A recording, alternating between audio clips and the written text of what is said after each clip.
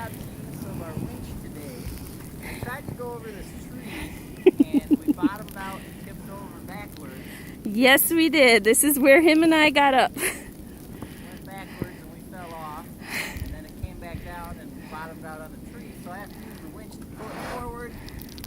Off of the tree. I think we might have to push up and do it over while it's winching. This might be true. I don't know. So we'll find out. I'm very glad we do have a winch.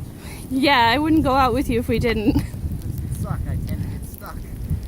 Yeah, you tend to try things like, let's see if we can do the impossible today. Four-wheeler should be like a tank. Already? Bless you.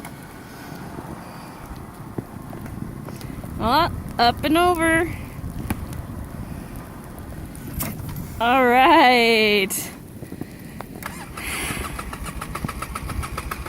Is it going to be flooded because it was on its butt? I guess we're good. Time to get back on.